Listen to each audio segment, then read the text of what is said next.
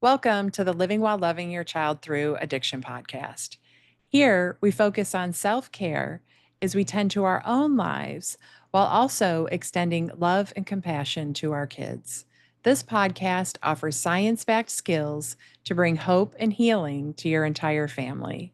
Today, we're tackling a really hard question that so many parents ask. Should I kick them out? It is such a heavy, painful question. But the most important thing to know is that there is no one size fits all answer to this question. It is not black and white, even though it is so often presented as black and white. If you let them stay, you're enabling. But if you kick them out, you're doing the right thing. This decision deserves way more care, thought, and love than our society usually teaches us. The whole idea of kicking them out is part of a bigger problem. It is part of how we see as a society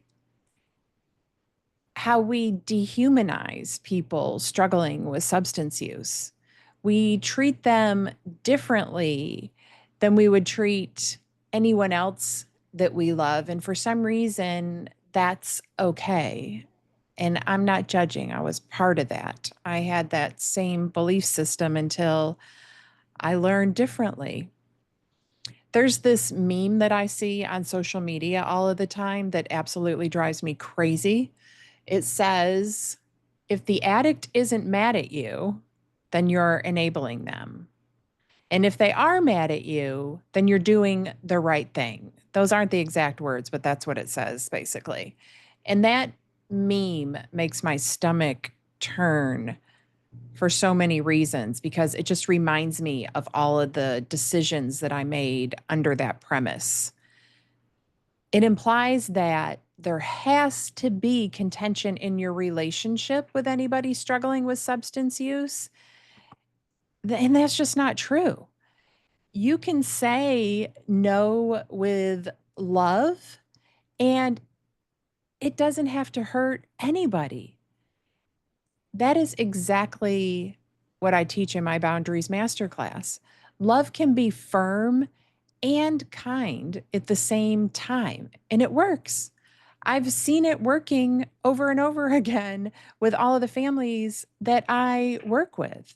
But when I used to believe that if I made Helena too comfortable or I made life too easy for her, that she would never get into recovery, I treated her in ways that I would never treat anybody else, ways that are not okay with me.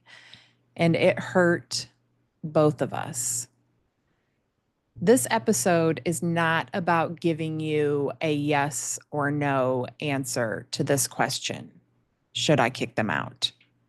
It's about giving you a perspective and a framework that gives you the power of making the right choice for you and your family rather than being shamed into an outdated, stigmatized approach.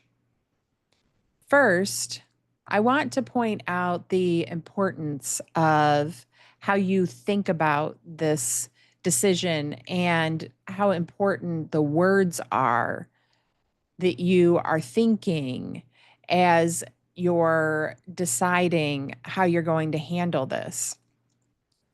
When we think about kicking somebody out, our bodies go into battle mode. We get tense and defensive. We're preparing for a fight, right? We've got to kick them out. And when we go into battle, we go into battle to win. There has to be a winner and a loser in a battle. And if we go into win, that means that our kids lose. But when we think about collaborating or having a conversation, it softens us. It opens us up to solutions that can work for everyone. We can go into the conversation looking for a win-win. Everybody gets to win. That perspective shift alone will change the outcome of the conversation and everybody's experience of that conversation. Deciding whether your child is going to remain in your home or not is a really important decision, and it deserves a lot of planning and intention rather than an emotional reaction that you might later regret. So slow down, think deeply, and make a decision that is right for you and your family. A decision that you can live with. I made so many decisions from fear, and I still have to reckon with those decisions today. But I am the only person who has to live with the consequences of my decisions. The people who gave me all of that tough love advice, they don't hold any of the weight of the grief that I carry. They're out there living their lives. I only regret the things that I did out of pressure or because someone told me that I should. I do not regret a single thing that I did thoughtfully or just from an educated place of love. The peace that comes from those decisions is truly a gift, and you deserve that peace. So the next time somebody gives you some well meaning, horrible advice, remember you are the only one that has to live with the consequences of that advice if you take it. The person who just tells you to kick your kid out without knowing your situation or without a second thought about the quality or lack of quality in that advice has moved on. They probably don't even remember telling you that.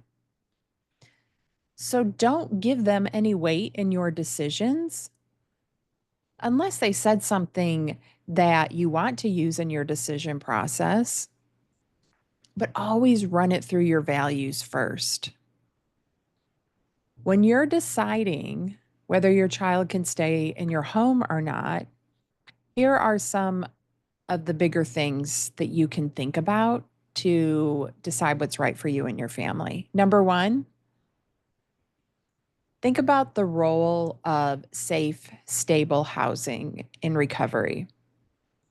There are studies that show the importance of something called recovery capital. And recovery capital just means the resources inside and outside of a person that help them get into recovery and maintain it. That's a really simplified answer to what recovery capital is. But an important part of recovery capital is stable, safe housing. And research shows that having a safe, supportive place to live makes a huge difference in recovery.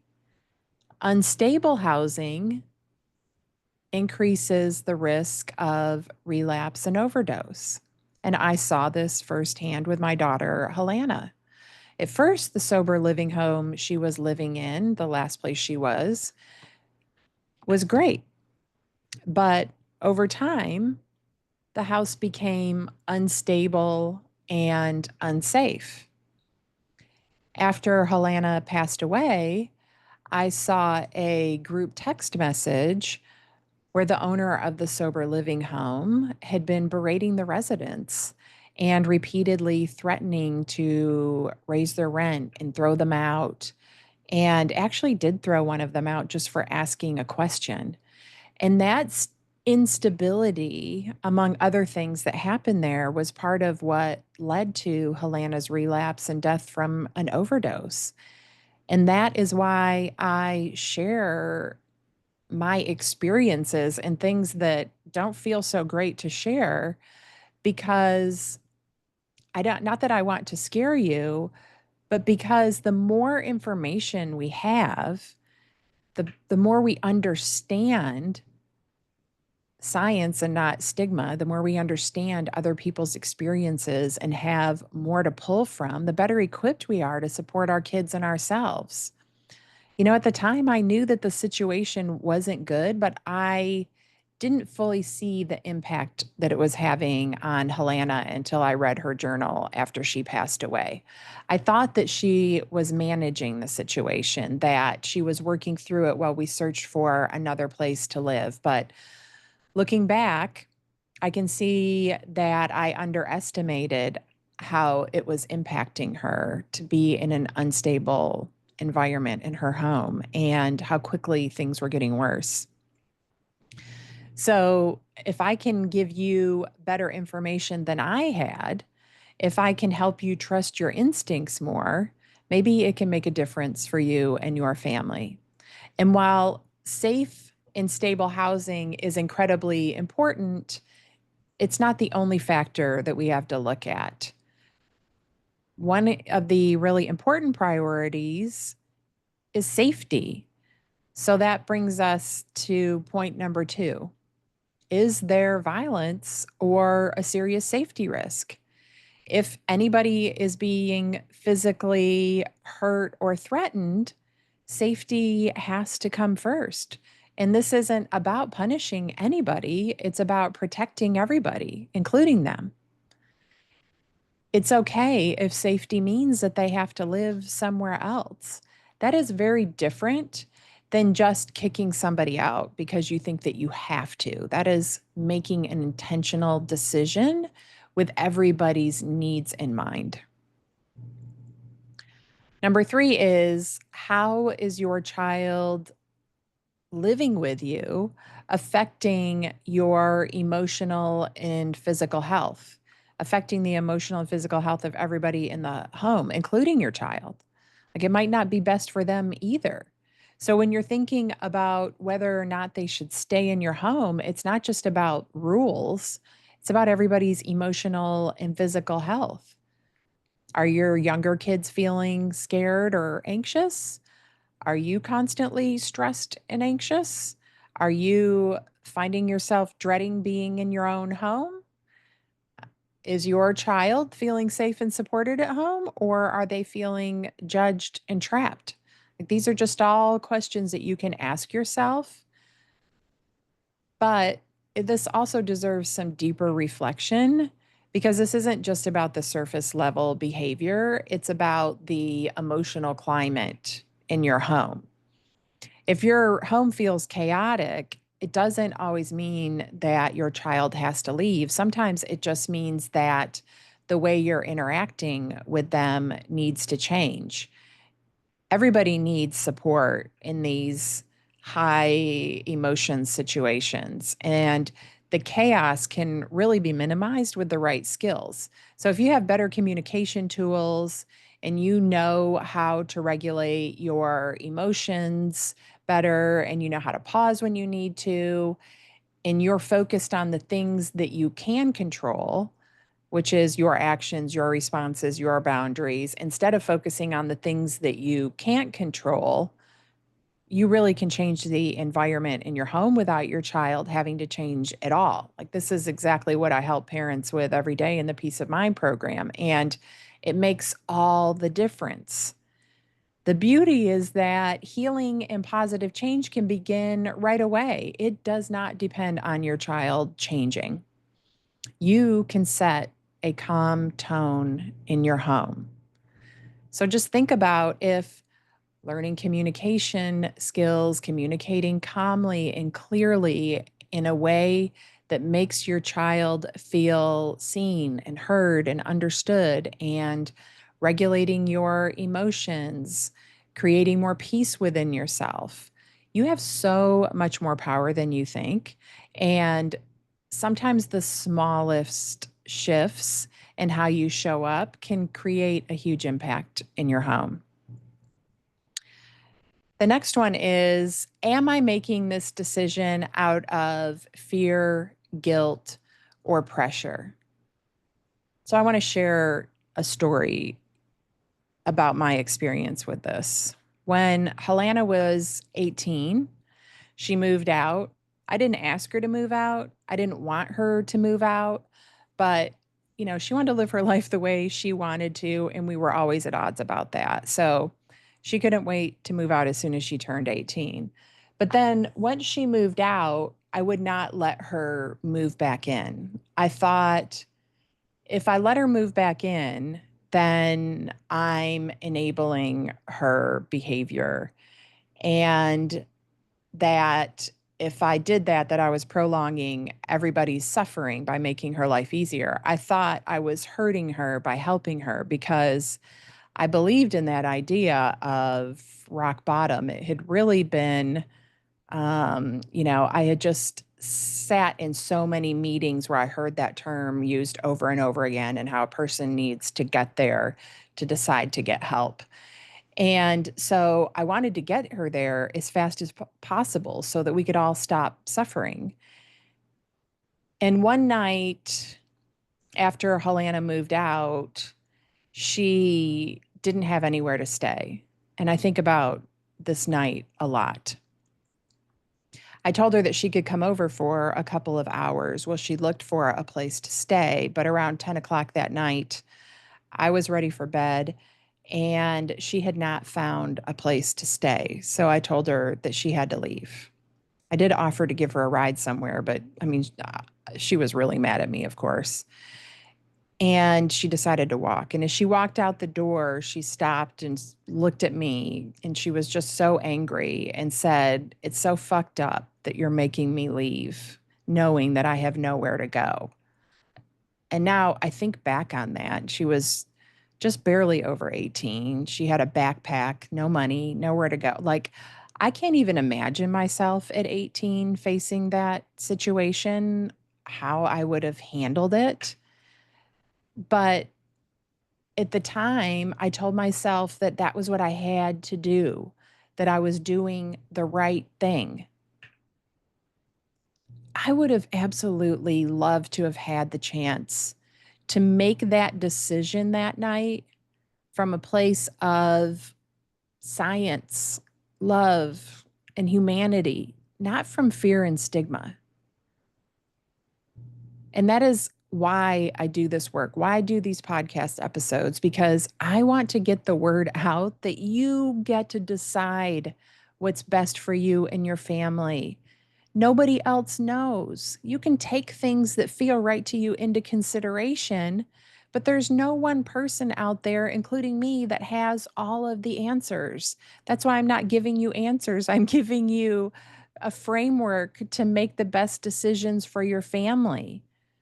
So just ask yourself, am I doing this because somebody told me that I should do it? Or am I doing this because it's truly what's right for my family?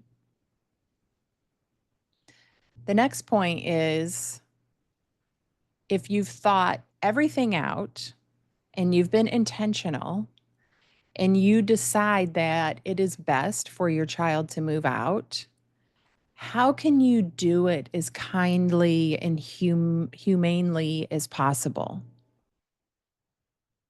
If they can't stay, what's a plan that you can live with? Could they stay with another family member? Are there sober living homes or other safe living options for them? Think about how you can support a safe or as safe as possible transition for them. Not about this kicking them out, but transitioning into a better situation for everyone. Once I learned that I had a choice in how I responded to Helena, I approached asking her to leave very differently because I found myself in that situation again. Now, this story is from a couple of years later than the story I just told you about making her leave, knowing that she had nowhere to go. When I first moved to Florida, my daughter Helena stayed in Oklahoma.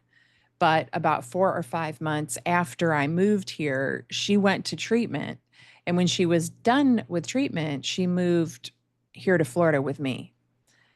And That treatment stay had a significant impact on Helena, and she made a lot of changes, but she had a long ways to go, and her recovery was extremely fragile at that point. And, we don't expect crushed bones to heal overnight, and we shouldn't expect emotional healing to happen fast either. She was doing the best she could, but she wasn't on anybody else's timeline, but what she needed for healing. And she was able to stay in recovery for a couple of months after she got here. But I knew that we were on borrowed time and a return to use was imminent for her. She was really struggling. And I knew that I couldn't control it. So I did what I could to support her health and wellness and keep connecting with her and not trying to control the outcome because that I knew that was not going to work. It was just going to push her away. And so when she did return to use, it involved some very dangerous people. And our family no longer felt safe since they knew where we lived and they had threatened some family members. So, for everybody's safety, I had to ask Helena to move out. But I did it very intentionally, thoughtfully, kindly, and compassionately for both of us. Helena was not in a place to collaborate with me at that time. Otherwise, I would have collaborated with her to see what she wanted. So, what I thought about was what I could live with. And there, I came up with two options that I could live with. And the first one was that I was willing to, she had good insurance, but I was willing to financially cover anything that the insurance didn't cover so that she could go to treatment, to help her get set up in sober living after that. And even, find a treatment center that would take her dog. So anything I could do to support her recovery, I offered her that. And then the second thing that I offered her was that I would fly her back to Oklahoma because she could move back in with her friends that she had been living with before she moved here. And those were the kindest, safest options that I could offer her. And they were options that I could live with. I knew that I could live with her being in Oklahoma with those friends because I had been living with it for years. I wouldn't like it, but I knew that I could live with it. And it was certainly safer than her staying here. None of it was about throwing her out or teaching her a lesson or trying to even force any kind of decision for her to get into recovery. It was just about safety, the safety of my family, her safety, and options that I could live with. I really wanted to get her out of here one way or another and get her away from those people because it was very dangerous for her, too. And luckily, she chose to go to treatment again rather than to fly back to Oklahoma.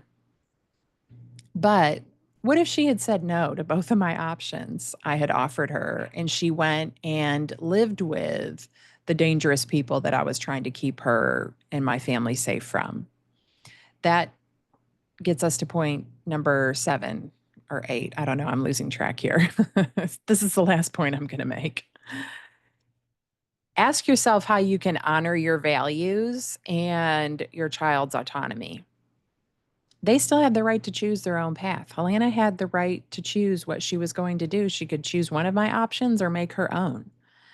Even if you deeply wish that they would choose something different, we have to honor their autonomy. And Helena had the right to choose. And I would have respected her decision had she decided to stay here. I would have done what I could to remain safely connected with her. And that's how I would show up in a way that reflects who I am as a person and as a mom and who I want to be. Walking that balance of honoring both of our needs and respecting who she is as a person with autonomy. So if you decide that they need to leave, try to do it with love. If they can't stay in your home right now, it's not about kicking them out. It's about creating a thoughtful, loving transition. Be clear with them about why this decision is necessary. Make it about protecting everyone's well being, not about punishing them. Nobody has to raise their voice or yell or accuse or do anything like that. You can offer them alternatives if that's possible. You can help them find their next step, but just do it from a place of love for everybody. You can just say, I love you. I want you to be safe.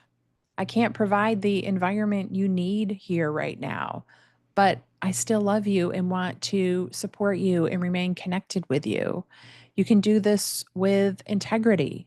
There is no perfect answer. This is not a yes or no. There is a lot of nuance here, a lot of things to take into consideration, and you do not have to abandon your instincts or your values. You get to decide what's right for you and your family. That's it for today. Thank you for listening to the podcast.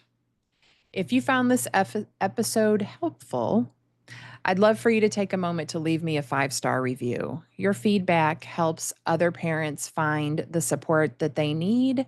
It helps get my podcast out there to more people, to spread the word, to get more families help, and it motivates me to make more podcast episodes. So please leave a review.